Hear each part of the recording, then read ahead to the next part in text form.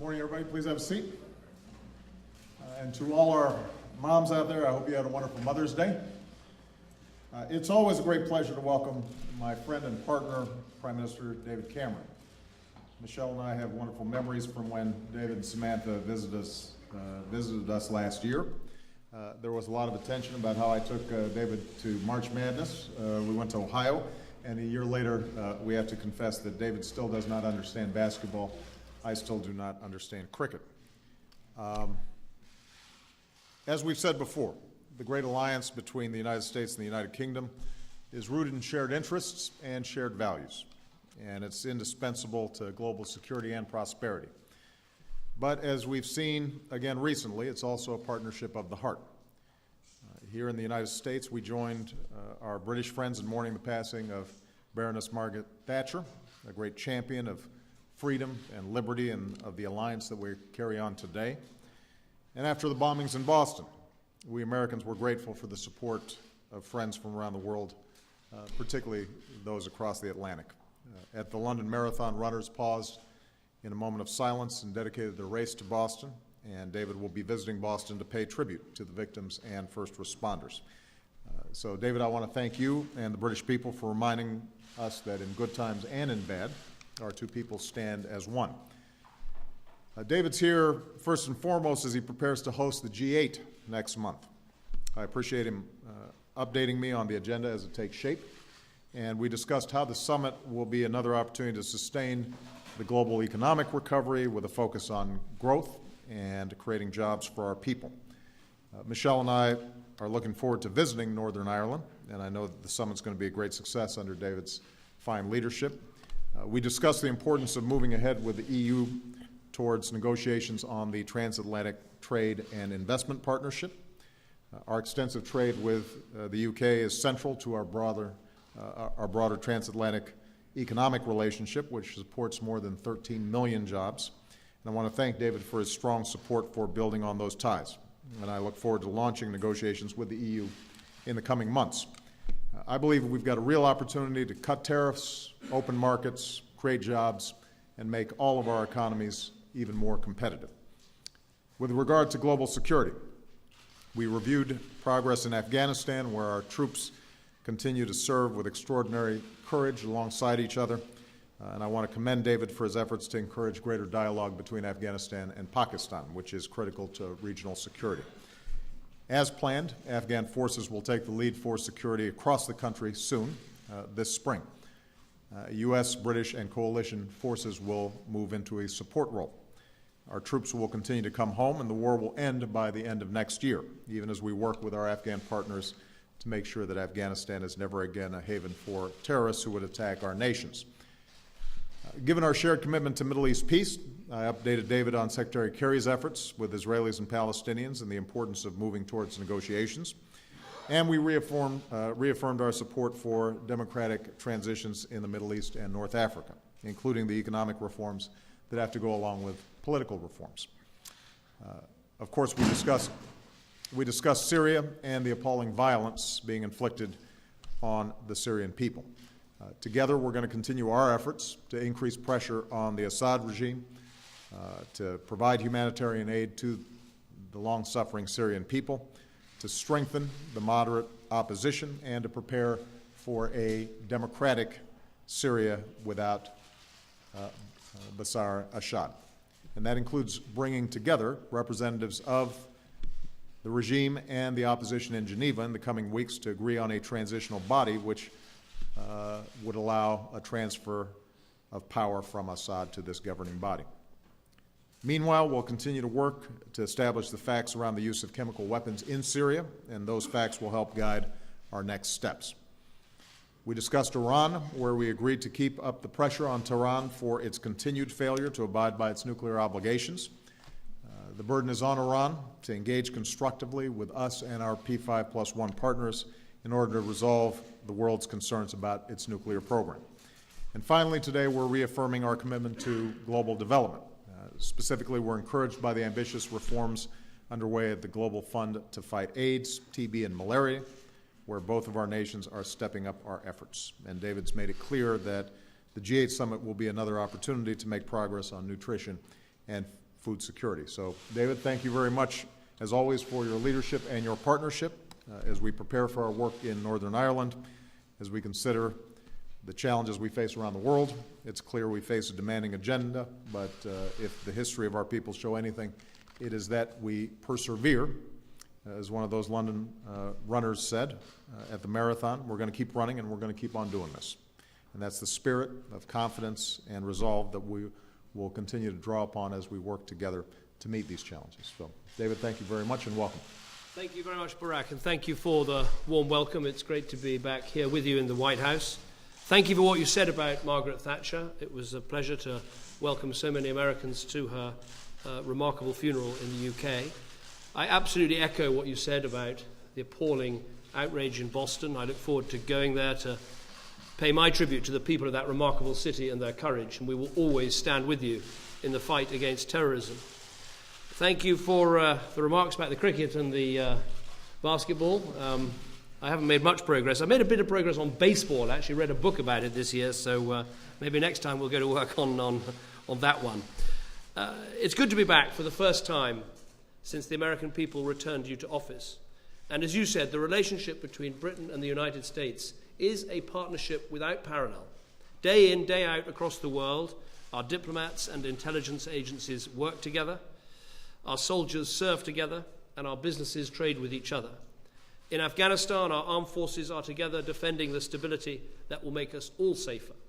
And in the global economic race, our businesses are doing more than $17 billion of trade across the Atlantic every month of every year. And in a changing world, our nations share a resolve to stand up for democracy, for enterprise, and for freedom. We've discussed many issues today, as the President has said. Let me highlight three: the economy, the G8, and Syria. Our greatest challenge is to secure a sustainable economic recovery. Each of us has to find the right solutions at home. For all of us, it means dealing with debt, it means restoring stability, getting our economy growing, and together seizing new opportunities to grow our economies. President Obama and I have both championed a free trade deal between the European Union and the United States. And there's a real chance now to get the process launched in time for the G8.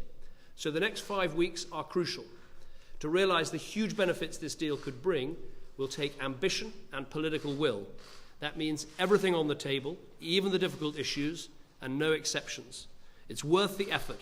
For Britain alone, an ambitious deal could be worth up to £10 billion a year, boosting industries from car manufacturing to financial services. We discussed the G8 summit in some detail. When we meet on the shores of Lough Erne in Northern Ireland 5 weeks from today, I want us to agree ambitious action for economic growth. Open trade is at the heart of this, but we have a broader agenda too, to make sure everyone shares in the benefits of this greater openness, not just in our advanced economies, but in the developing world too. I'm an unashamedly pro-business politician, but as we open up our economies to get business growing, we need to make sure that all companies pay their taxes properly and enable citizens to hold their governments and businesses to account. Today we've agreed to tackle the scourge of tax evasion. We need to know who really owns a company, who profits from it, whether taxes are paid, and we need a new mechanism to track where multinationals make their money and where they pay their taxes, so we can stop those that are manipulating the system unfairly. Finally, we discussed the brutal conflict in Syria. 80,000 dead, 5 million people forced from their homes. Syria's history is being written in the blood of her people, and it is happening on our watch. The world urgently needs to come together to bring the killing to an end. None of us have any interest in seeing more lives lost, in seeing chemical weapons used, or extremist violence spreading even further. So we welcome President Putin's agreement to join an effort to achieve a political solution. The challenges remain formidable, but we have an urgent window of opportunity before the worst fears are realized. There is no more urgent international task than this. We need to get Syrians to the table to agree a transitional government that can win the consent of all of the Syrian people. But there will be no political progress unless the opposition is able to withstand the onslaught and put pressure on Assad so he knows there is no military victory. So we will also increase our efforts to support and to shape the moderate opposition. Britain is pushing for more flexibility in the EU arms embargo, and we will double non-lethal support to the Syrian opposition in the coming year. Armoured vehicles, body armour and power generators are about to be shipped. We're helping local councils govern the areas that they liberate, and we're supporting Lebanon and Jordan to deal with the influx of refugees. We'll also do more for those in desperate humanitarian need, care for trauma injuries, helping torture victims to recover, getting Syrian families drinking clean water, having access to food, to shelter. There is now, I believe, common ground between the US, UK, Russia, and many others that whatever our differences, we have the same aim, a stable, inclusive, and peaceful Syria, free from the scourge of extremism. There is real political will behind this. We now need to get on and do everything we can to make it happen. Barak, thank you once again for your warm welcome and for our talks today. Thank you. All right, we got time for a couple of questions. We're going to start with Julie Pace. Thank you, Mr. President. I wanted to ask about the IRS and Benghazi. When did you first learn that the IRS was targeting conservative political groups? Do you feel that the IRS has betrayed the public's trust, and what do you think the repercussions for these actions should be? And on Benghazi, newly public emails show that the White House and the State Department appear to have been more closely involved with the crafting of the talking points on the attack than first acknowledged. Do you think the White House misled the public about its role in shaping the talking points? And do you stand by your administration's assertions that the talking points were not purposely changed to downplay the prospects of terrorism? And Prime Minister Cameron, on Syria, if the EU arms embargo that you mentioned is amended or lapses, is it your intention to send the Syrian opposition forces weapons? And are you encouraging President Obama to take the same step? Thank you. Well, let me take the IRS situation first. I first learned about it from the same news reports that I think most people learned about this. I think it was on Friday. This is pretty straightforward. If, in fact, IRS personnel engaged in the kind of practices that have been reported on and were intentionally targeting conservative groups, then that's outrageous. And there's no place for it. They have to be held fully accountable because the IRS, as an independent agency, requires absolute integrity, and people have to have confidence that they're applying it in a nonpartisan way, applying the laws in a nonpartisan way. And you should feel that way regardless of party. I don't care whether you're a Democrat, Independent, or a Republican. At some point, there are going to be Republican administrations. At some point, there are going to be Democratic ones. Either way, you don't want the IRS ever being perceived to be biased and anything less than neutral in terms of how they operate. So this is something that I think people are properly concerned about. The IG is conducting its investigation, and I am not going to comment on their specific findings prematurely, but I can tell you that if you've got the IRS operating in anything less than a neutral and nonpartisan way, then that is outrageous. It is contrary to our traditions, and people have to be held accountable, and it's got to be fixed. So we'll wait and see what exactly all the details and the facts are. But I've got no patience with it. I will not tolerate it, and we will make sure that we find out exactly what happened on this. With respect to Benghazi, we've now seen this argument that's been made by some folks, primarily up on Capitol Hill, for months now. And I've just got to say, here's what we know. Americans died in Benghazi. What we also know is clearly they were not in a position where they were adequately protected. The day after it happened, I acknowledged that this was an act of terrorism. And what I pledged to the American people was that we would find out what happened, we would make sure that it did not happen again, and we would make sure that we held accountable those who had perpetrated this terrible crime. And That's exactly what we've been trying to do. And over the last several months, there was a review board headed by two distinguished Americans, Mike Mullen and Tom Pickering, who investigated every element of this. And what they discovered was some pretty harsh judgments in terms of how we had worked to protect consulates and embassies around the world. They gave us a whole series of recommendations. Those recommendations are being implemented as we speak. The whole issue of this, of talking points, frankly, throughout this process has been a sideshow.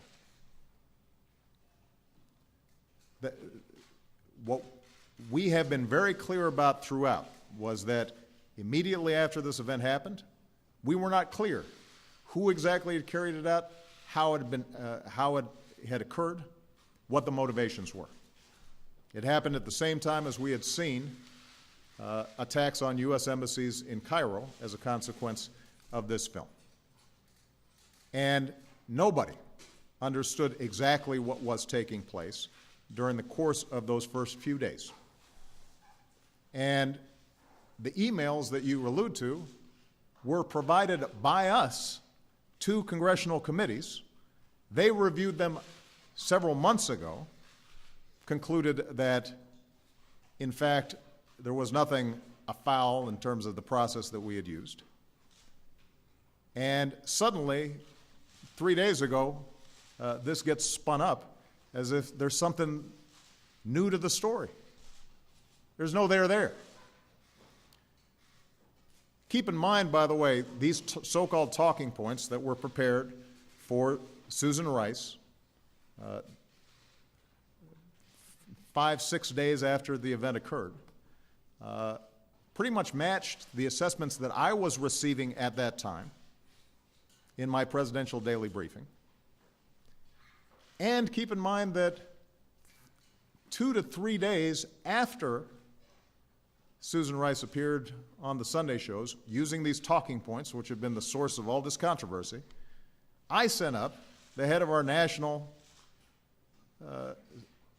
Counterterrorism Center, Matt Olson, up to Capitol Hill and specifically said it was an act of terrorism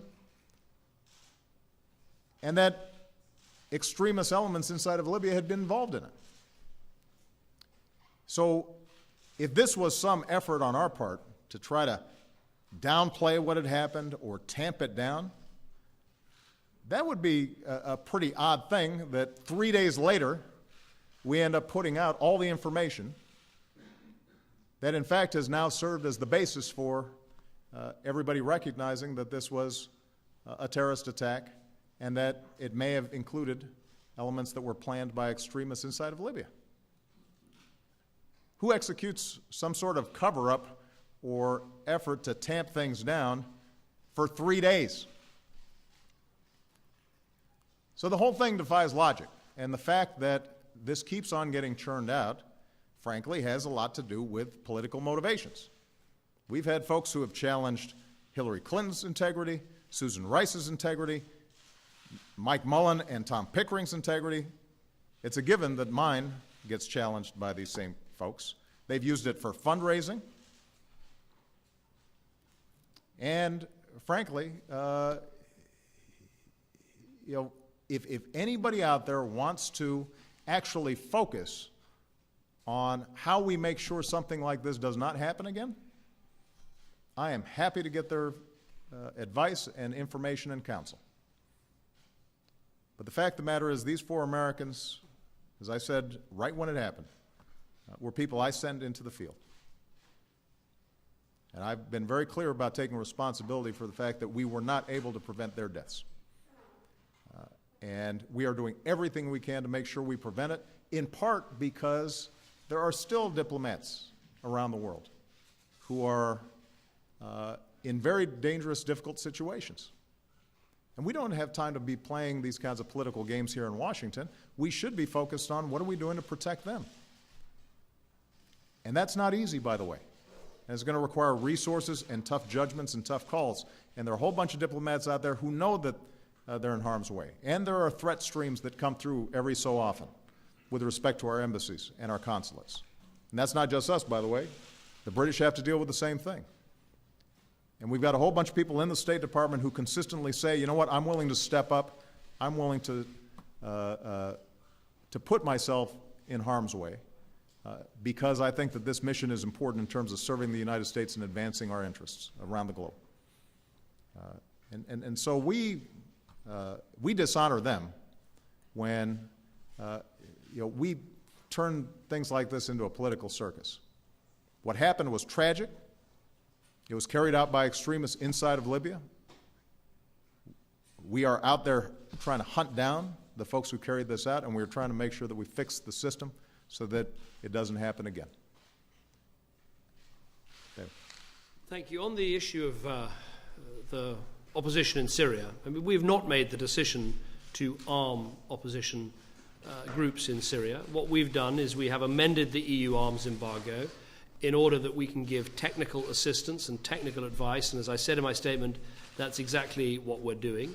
We're continuing to examine and look at the EU arms embargo and see whether we need to make further changes to it in order to facilitate our work with the opposition. I do believe that there's more we can do alongside technical advice, assistance, help, in order to shape them, in order to work with them. And to those who doubt that approach, I would just argue that, look, if we don't help the Syrian opposition, who we do recognize as being legitimate, who've signed up to a statement about a future for Syria that is democratic, that respects the rights of minorities, if we don't work with that part of the opposition, then we shouldn't be surprised if the extremist elements grow. So I think being engaged with the Syrian opposition is the right approach, and that is an approach I know I share with the President and with other colleagues in the European Union. James Landale from the BBC. James Landale, BBC. Prime Minister, you're talking here today about a new EU-US trade deal, and yet members of your party are now talking about leaving the European Union. What is your message to them and to those pushing for an early referendum? And if there were a referendum tomorrow, how would you vote? And Mr. President, earlier this year you told David Cameron that you wanted a strong UK in a strong EU. How concerned are you that members of David Cameron's cabinet are now openly contemplating withdrawal? And on Syria, if I may, a question to both of you, what gives you any confidence that the Russians are going to help you on this? Well, first of all, on the issue of a referendum, look, there's not going to be a referendum tomorrow, and there's a very good reason why there's not going to be a referendum tomorrow, is because it would give the British public, I think, an entirely false choice between the status quo, which I don't think is acceptable. I want to see the European Union change. I want to see Britain's relationship with the European change and improve. So it would be a false choice between the status quo and leaving, and I don't think that is the choice the British public want or the British public deserve. Everything I do in this area is guided by a very simple principle, which is what is in the national interests of Britain. Is it in the national interests of Britain to have a transatlantic trade deal that will make our countries more prosperous, that will get people to work, that will help our businesses? Yes, it is, and so we will push for this transatlantic trade deal. Is it in our interests to reform the European Union, to make it more open, more competitive, more flexible, and to improve Britain's place within the European Union? Yes, it is in our national interest. And it's not only in our national interest, it is achievable, because Europe has to change, because the single currency is driving change for that part of the European Union that is in the single currency. And just as they want changes, so I believe Britain is quite entitled to ask for and to get changes in response. And then finally, is it in Britain's national interest, once we have achieved those changes, but before the end of 2017, to consult the British public in a proper, full-on, in-out referendum? Yes, I believe it is. So that's the approach that we take, everything driven by what is in the British national interest. That is what I'm going to deliver. It's absolutely right for our country. It has very strong support throughout the country and in the Conservative Party, and that's exactly what I'm going to do. On the Syrian issue, you asked the question, what are the signs of Russian engagement? Well, I had very good talks with President Putin in Sochi on Friday. And look, we had a very frank conversation in that we have approached this, and in some extent still do approach this in a different way. I have been very vocal in supporting the Syrian opposition, in saying that Assad has to go, that he is not legitimate, and I continue to say that. And President Putin has taken a different point of view. But where there is a common interest is that it is in both our interests that at the end of this there is a stable democratic Syria, that there is a stable neighbourhood, and that we don't encourage the growth of violent extremism. And I think both the Russian president, the American president, myself, I think we can all see that the current trajectory of how things are going is not actually in anybody's interest, and so it is worth this major diplomatic effort, which we are all together leading, this major diplomatic effort to bring the parties to the table to achieve a transition at the top in Syria so that we can make the change that country needs. With respect to the relationship between the UK and the EU, we have a special relationship with the United Kingdom. And we believe that our capacity to partner with a United Kingdom that is active, robust, outward-looking, and engaged with the world is hugely important to our own interests, as well as the world. And I think the UK's participation in the EU is an expression of its influence and its role in the world, as well as obviously a very important economic partnership. Now, ultimately, the people of the UK have to make decisions for themselves. I will say this, that David's basic point that you probably want to see if you can fix what's broken in a very important relationship before you break it off makes some sense to me. And I know that David's been very active in seeking some reforms internal to the EU. Those are tough negotiations. You've got a lot of countries involved. I recognize that. But so long as we haven't yet evaluated how successful those reforms will be, I at least would be interested in seeing whether or not those are successful before rendering a final judgment. Again, I want to emphasize, these are issues for the people of the United Kingdom to make a decision about, not ours.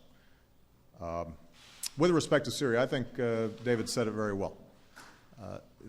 If you look objectively,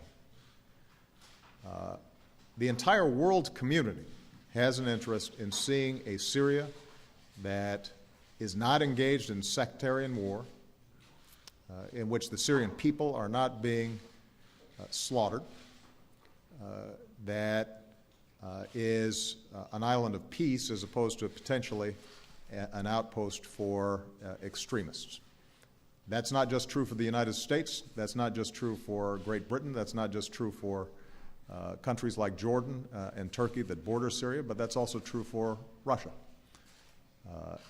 And I'm pleased to hear that David had a very constructive conversation with President Putin shortly after the conversation that had taken place between John Kerry and President Putin.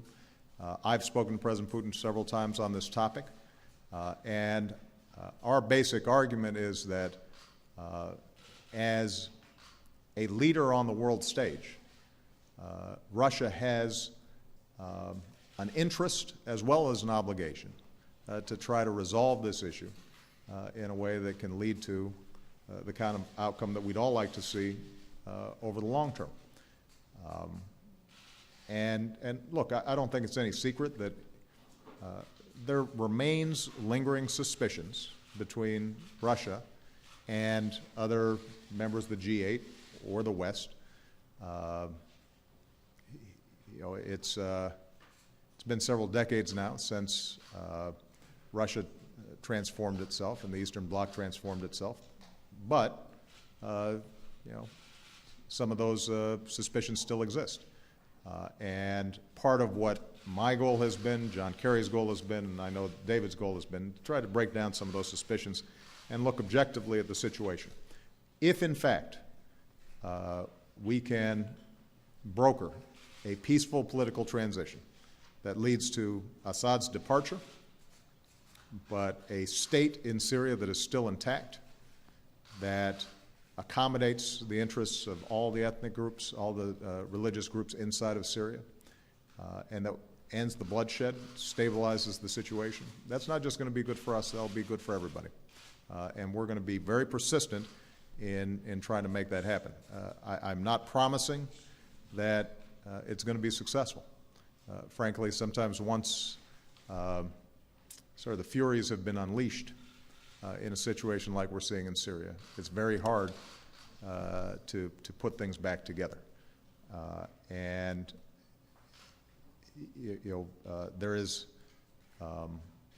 there are going to be enormous challenges in getting a credible process going, even if Russia is involved, because we still have other countries like Iran, and we have non-state actors like Hezbollah that have been actively involved. And frankly, on the other side, we've got organizations like al-Nusra that are essentially affiliated to al-Qaeda that have another agenda beyond just getting rid of Assad. So all that makes a combustible mix, and it's going to be challenging. But it's worth the effort, and what we can tell you is that we're always more successful in any global effort when we've got a strong friend and partner like Great Britain by our side, and strong leadership by Prime Minister David Cameron. All right. Thank you very much, everybody.